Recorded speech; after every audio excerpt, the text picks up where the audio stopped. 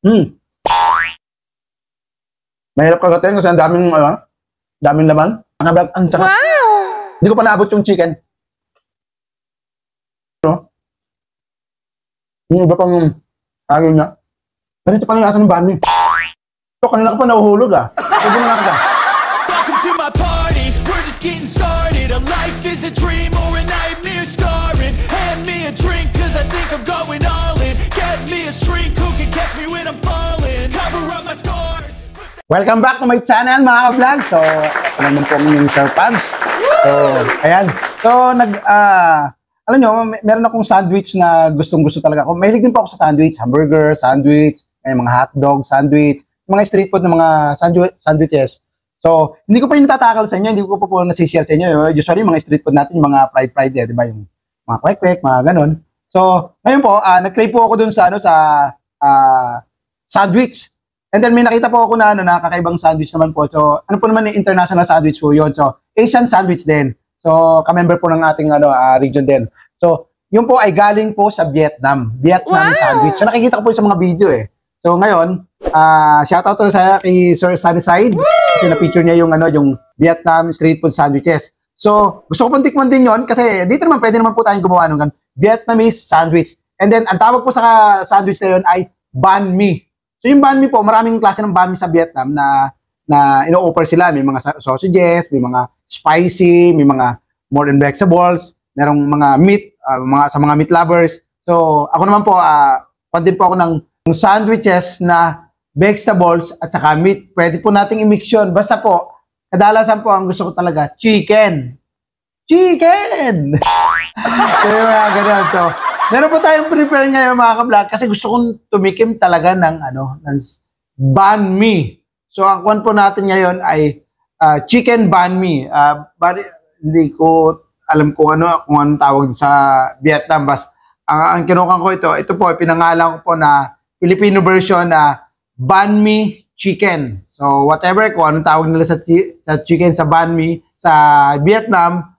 So ito po sa akin pinaghalong Pinoy sandwiches, Pinoy Vietnamese sandwich. So, tatawagin ko po ito na banh mi chicken or banh mi manok. Kasi siya, di ba, sa Pilipino, yung chicken, manok.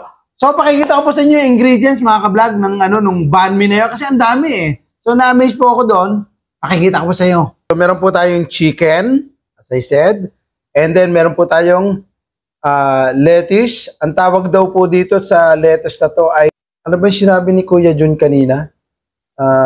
Green ice? Whatever. Nahulog. So, meron po siyang cucumber. Ayan. And then carrots. Ayan. And then meron po tayong sinutay na, Sinutay na yung bell pepper, green and red. Meron din tayong onion. And then the cabbage. Yung natin ito, yung cabbage ito. Yung repolyo sa atin sa Tagalog. And then, meron din po tayong white cheese. Queso. Any kind of cheese naman po pwede. And then, meron po tayong mayonnaise. Ayan. So, yan po yung pan-last topping sa atin, pang-garnish. And at the same time, actually po, ito yung buns natin, hotdog buns. Ang tawag nung nabilang ko kanina sa supermarket.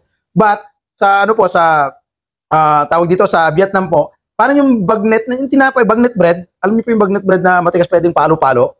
Yung pwede niyo pong pumalo sa mga masasamang loob. So, ito po, dapat po ito, bagnet bread.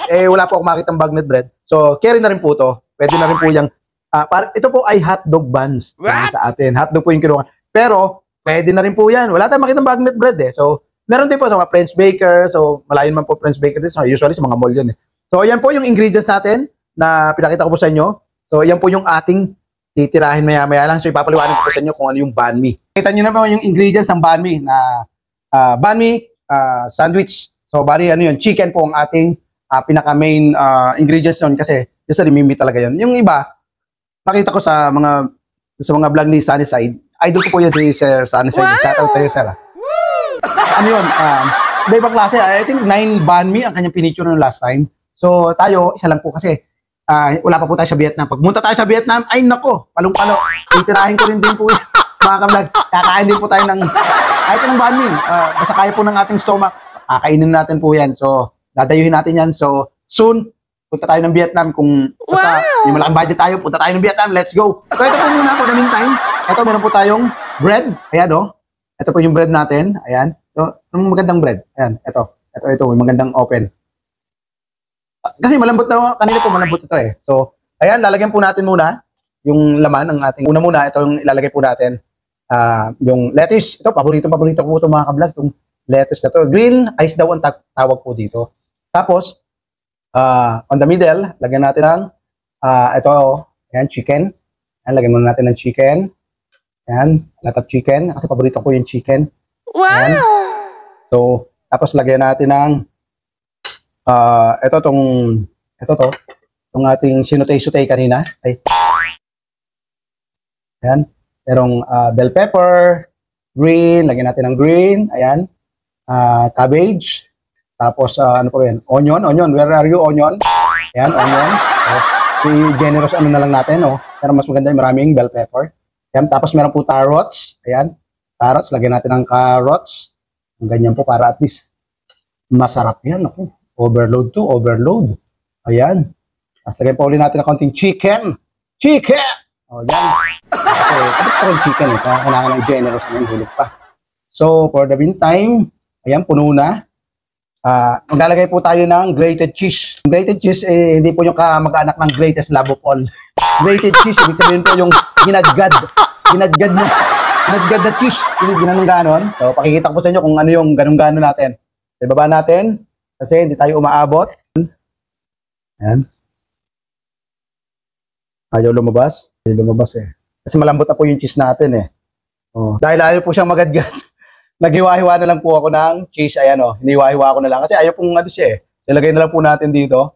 Ayan. Hiniwa-hiwa ko na lang po ng manipis. Kasi kinakailangan po tayo may cheese. Ayan. Cheese, Max. Oh. Sumama ka na. Ayan. Ayan, cheese. Oh. Keso. Ayan. Keso. Lagyan din natin ng mayonnaise. So, pasensya na po kayo. Nawala yung aking ano. Nawala yung aking squeezer. So, ito naman. Kaya po natin yan. Carry yan. Another. Ayan o. Ayan, meron na po tayong sarap. Pinoy version, banh mi, oh. Ayan.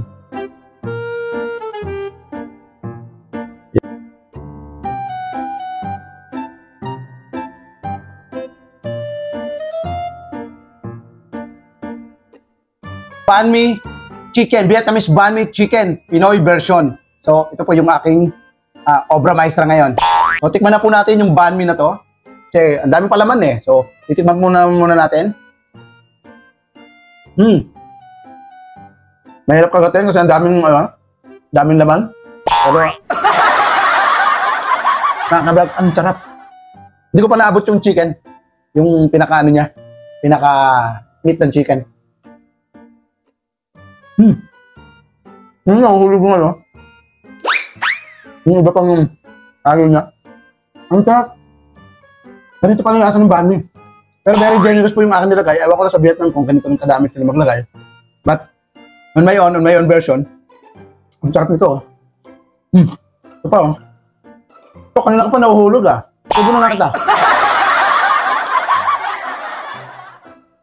Sarap po siya. Pero hindi ko pa po nare-reach yung chicken. Kasi ito pa yung chicken oh. Yan po yung chicken. Ayan nyo. Nakagating ko na ulit oh.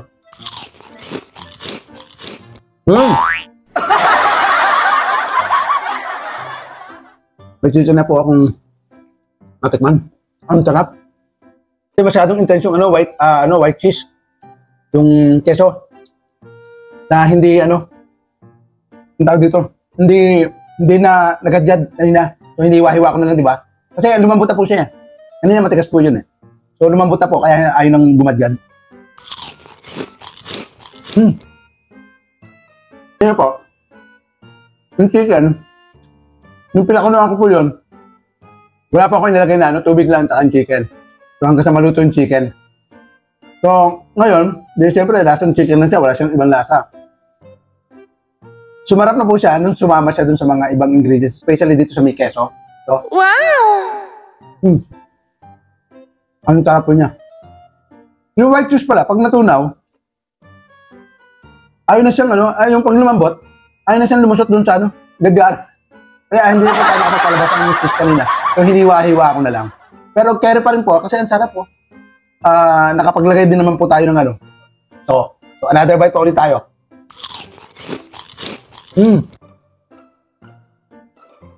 Yung tinapay po halos maghiwalay. Kasi nga, dapat po yung ating tinapay, yung pinaka-bread ng itong sandwich na to, bagnet bread. Kasi yung bagnet bread po yun, makunat po yun. Hindi agad-agad mapipigtas na ngayon pagkahiwa. Ano siya? Matibay po siya na may laman-laman ano.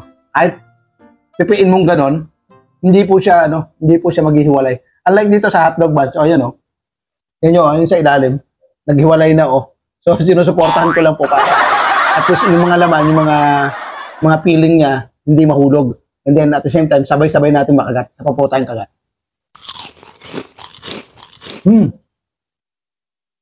Sarap. Alam niyo, kaya pala mga Vietnamese, bibihira matataba. Mahilig sila sa mga gulay, kahit sa mga sandwich nila, nilalagyan nila ng gulay. Then at the same time, balita ako, yung mga gulay nila, karamihan, organic, mga binibenta sa street. Okay, ito nyo, di ba? Organic po yung ibig sabihin, hindi sila gumagamit ng mga fertilizer, ganyan, mga natural fertilizer lang ginagamit. Yung mga pataba na minimix-mix, yung organic ba? Yung pinapabahayan niya tanda sa uod. So, yun po yung organic. So, yung cook ng uod, yun ang nagiging parang ingredients ng pataba nila. Wow! So, ito, ang sarap po.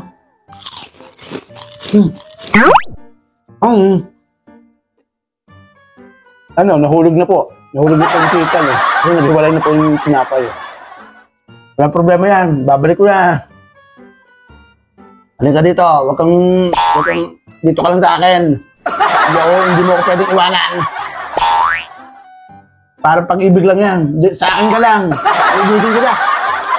Kaya mga kablog, ang sarap talaga. Kidding aside.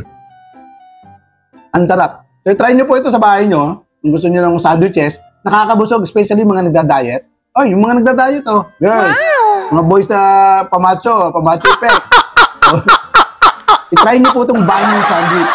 Chicken, Pinoy version yun sa akin. So, yung ingredients naman, na-reveal ko na kanina. So, bahala na kayo, tumira kung ano. Basta, ang sarap,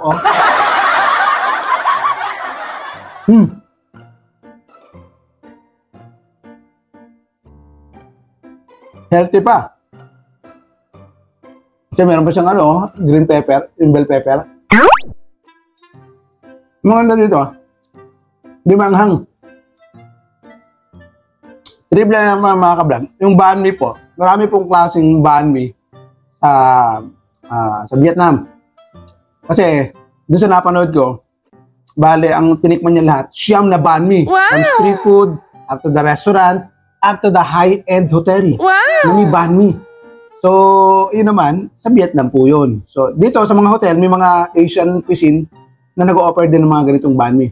Pag nakakita po tayo doon mga vlog, na mga ganon, titikman natin yun. Pag kami Vietnam cuisine, na itatanong tayo kung may banh mi sila, tatry natin kung meron silang banh mi. Yan, basta abangan nyo lang po yan mga ka-vlog kasi ako naman po, gala ako ng gala. Tinitikman natin yung mga dapat tikman. So, pagka natapong natin yun sa mga ibang hotel, usually hindi man po ako masyado na-focus sa mga hotel mga 5-star hotel, Kasi siyempre, yayamanin ng mga nandun, saka siyempre high-end. Pwede rin naman tayo doon, basta may budget, di ba? Wala tayong doon, wala tayong pinukuhan na hindi tayo pwedeng punta. Pasok tayo ng pasok. Okay, pasok ng pasok. Hanggat may budget ka, go! Tikman mo lahat. Kasi siyempre, excuse me po. Siyempre, di ba, once in a lifetime, YOLO, you only live once, di ba? Maya, kuhanin ka na ng liwanag, hindi ka nakano, nakati ka ng banh mi. Basta may budget, go lang po kayo ng go. Sarap mo. Ang sarap po dito, gulay po kasi ito. Hindi ka tulad dito sa atin, mga hotdog sandwich, mga ganyan-ganyan. Hamburger, siyempre. More fat. Ito, kahit ilagay po ninyo dito, beef, pwede kayong pork, may gulay naman po. Yun yung pang-break ng ating mga, cholesterol sa mga tatanda. Wala pa naman tayong ganun Kasi healthy living naman po tayo. And then, quite sometimes, nag-workout naman tayo para physically fit po tayo. Para kasi, di ba? Di ba? Hindi tayo pahirapan ng kung ano-ano nga. Huwag po kayong magbibisyo! Lalo yung mga umuusok na bisyo. Sisira ng bagay niya. Kung ano-ano sisirain sa inyo. Kain na lang tayo. Banh mi, sandwich, Pinoy version. Chicken flavor po ito at chicken flavor. chicken ang luto nito. Ayun o, nahulog-hulog pa po yung chicken. Hindi na po kasya dito eh.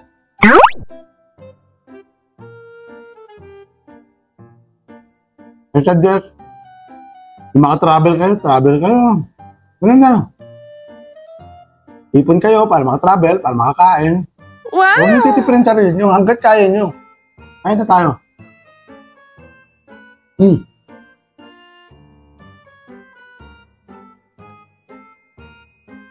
Ganun pala yun. Pag ikaw ang gumagawa, yung kakainin, ano ba, healthy living ka, sobrang sarap. Pag pinagpaguran mo yung isang bagay talaga, at hinintay mo, na yung moment na malalasap mo siya, abay, napakasarap pala, grabe. Katulad itong bani, malengke tayo, malengke, gala-gala tayo doon sa dami natin nakausap, tapos nilinis natin, nagluto tayo, prepare natin, pero nyo, ilang oras bago natin nakain. Bago natin nakain itong bani sandwich from Vietnam. Ay, nako, sarap. Pag napunta pa ako sa Vietnam, ito ang una kong hahanapin. Wow! Nakikita ko sa inyo mga kablagin. Para at least, diba? Travel ako. Tapos kayo, isasama ko kayo doon. What? Ikakain ko kayo. Kasi hindi man tayo kasya lahat sa aeroplano. Ang sarap ko. Yung onion na white, prepare ko talaga sa onion po, yung white. Kasi manamis-namis po siya. At hindi ganun ka-intensyong, alam nyo, yung amoy sibuyas. Ang sarap. Ito pa kayong banh mi. Tira pa kaya tayo ng isang banh mi. Isa pang banh mi.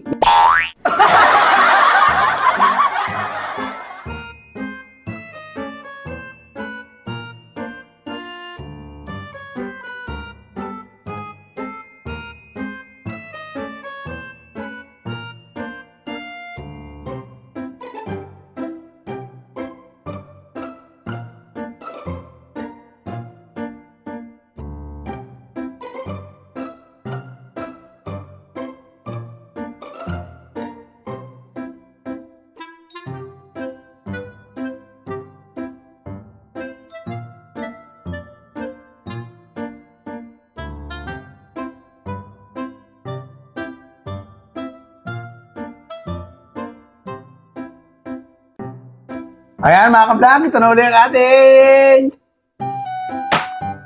another banh mi. Ayan ang sarap mo kasi. Ulit-ulit.